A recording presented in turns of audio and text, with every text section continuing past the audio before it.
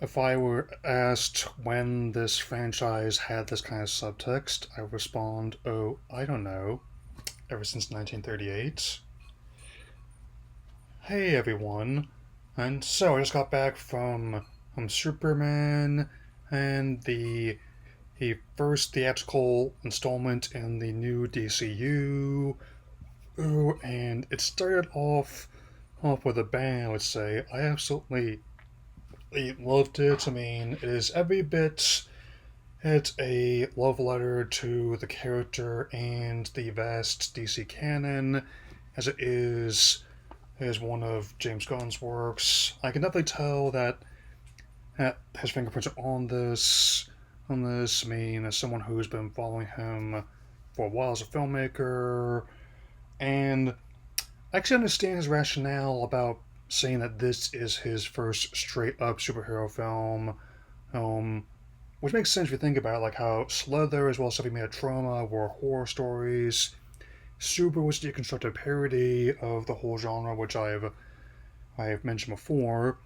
The Guardians of the Galaxy trilogy, it was a 70s, 80s space opera, uh, and the Suicide Squad was very much something of like an action film, which just happened to be set in the DC universe.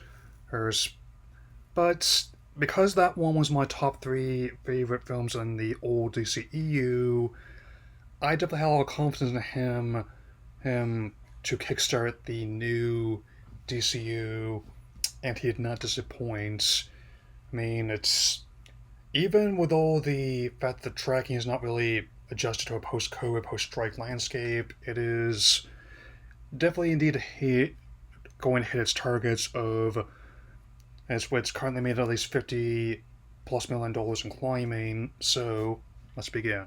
The film is something of a modern day take on a lot of the concepts seen in not just all the gold and silver age storylines through a modern age lens, but also picks the right elements of all the previous adaptations, and not just stuff like the Donner films, especially the Richard Donner Cut II, and but also managing to even remix aspects of the last reboot as well, which, despite the discourse, was actually kind of like how, in a way, Zach and James actually kind of, managed to remix a lot of ideas, and how even David's take managed to remix a lot of ideas from Cavill's, and basically, he he Clark has to reconcile his Kryptonian lineage with the machinations of corrupt magnate Lex Luthor, who not only seeks to vilify him, but also to harness as a as a bunch of stolen technology and an international conflict just so he can build himself his own little tech bro playground. So, not really a stretch anymore.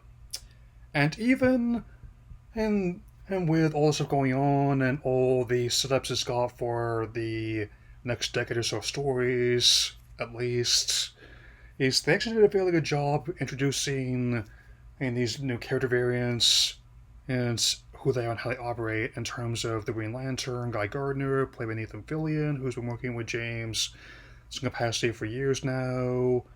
Oh, the Hawk Girl, played by Isabella Mirced, and as someone who really enjoyed Hawk Girl in the Justice League cartoons I was watching in the 2000s, and I definitely enjoyed seeing her in action. I wouldn't even have any objections to Aldous Hodge as Hawkman, who may or may not be your father, being brought in from the old DCEU if possible. And even Mr. Terrific, like a character who I'm not entirely familiar with, actually made a pretty good showing and has proven himself to be like a key, if reluctant, ally. And I especially like his little little drones that he uses to help fight as well as to help track characters. I mean, they look kind of like Pokeballs holes if they were designed by Apple. I mean, I would say that much. I mean, and even though it doesn't have the same kind of pop culture or music to the same degree as the Guardians of the Galaxy trilogy, or even the Suicide Squad, odd, there's definitely allusions to ones that I might not call pop. I mean, I think the Mighty Crab Joys are an alt rock band, and POD is new metal. I only fairly recently discovered them on a whim, mainly because I remembered that they were in the soundtrack to Aggressive Inline, and but he did put together playlists online. I had to check those out sometime, and John Murphy did a great job arranging the classic John Williams music, but also the infusing it with some of the more modern orchestration you'd hear from someone like Hans Zimmer or Tom Jones or Hulkenborg. I mean, the budget is very much in the ballpark of the last reboot. I've seen estimates go as high as $200+ million. You see a bit of that money on the screen. I mean, it's definitely a a one where I thought you can definitely have a serious storyline about what a character like Superman is in this day and age, and also have a supporting character that's like an alien dog who eats all the milk bones before he jumps to help his buddy into battle. I mean, what? Alien dogs always have different metabolism than ours do. And the behavior reminds me a lot of my dogs, and I actually kind of like how imperfect it all is, and I definitely am open to seeing in other super creatures in his franchise, like say like Streaky the cats, and that's a lot about that. Rachel Brosnahan as Lois Lane definitely has joined the list of my favorite variants of that character as well. Basically, he capturing not just a lot of the same mixture of empathy, but also tartness that Margot Kidder's variant and even Dan Delaney's from the animated series they did back in the day, also making the role her own. I totally expected that like the interview in character as Superman is like a remix of the I Spent the Night with Superman storyline, the original from the 70s. He's he's you definitely see a lot more than you do in the advertise, I'll say that much. And also, Lex has a Miss Tessmacher, her, and I won't say exactly how, but much like in the original, even she has lines she won't cross. Us, us mean like she does provide I'd I'd a lot of help to the heroes in her own way, even if it is just seems she's just taking glamour shots on her phone, and even in the whole idea of Clark fighting a kaiju, who definitely was quite an entertaining experience. I mean, if you see this movie in IMAX, you're definitely going to be getting your money's worth in that scene alone. Um, Actually, again, there is still a lot of destruction, but they actually they do a bit more to help contain the damage to who who would like the city center or some isolated areas.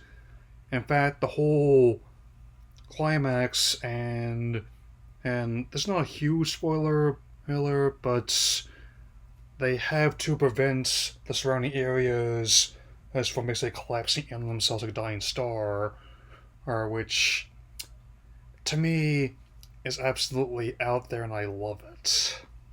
As this was my most anticipated film in the summer, I could definitely say I was highly satisfied with it. I had to think about where I would rank it among my favorites of the summer and the year, but I can definitely say this. It just made the list. Other entrants include Elio and Sinners. You should definitely watch both of those whenever you can, and you should definitely go see this movie as well. Oh, I can definitely say that much.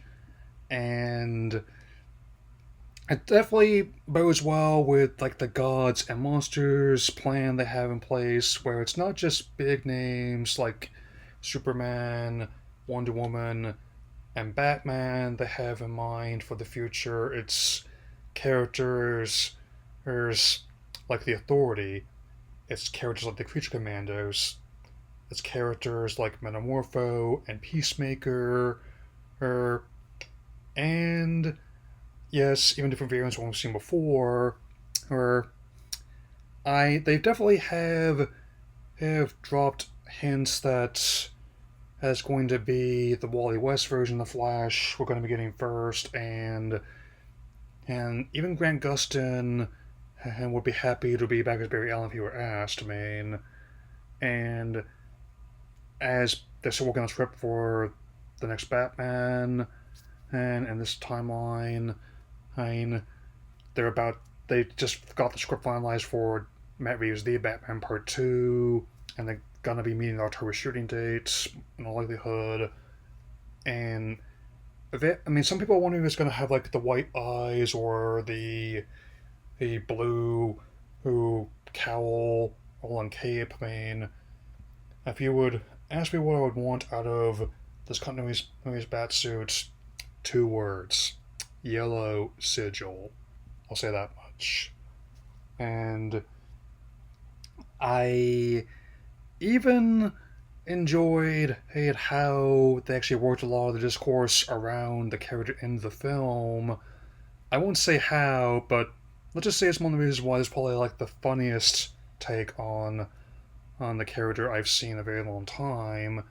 And yes, that includes how many times I got a good laugh out of the recent Adult Swim show, which is going to be coming back for a third season, and and I also like how it really nailed like the emotional heft the character carries, like how like I said before and I'll say again, Superman represents who we want to be as people, but Clark Kent represents who we truly are. I mean, that can simultaneously be both a man of steel and a farm kid from Kansas. That's all at once. So I can definitely say, hey, hey everyone, look up. Yes, this is also a better movie than Don't Look Up, I would say. And my final rating is a 4 out of 4 and a 5 out of 5. And I definitely have much more in mind. And whenever I end up getting the last bit of work done on my teeth, so that'll be all for now. So take care, everyone. Mm.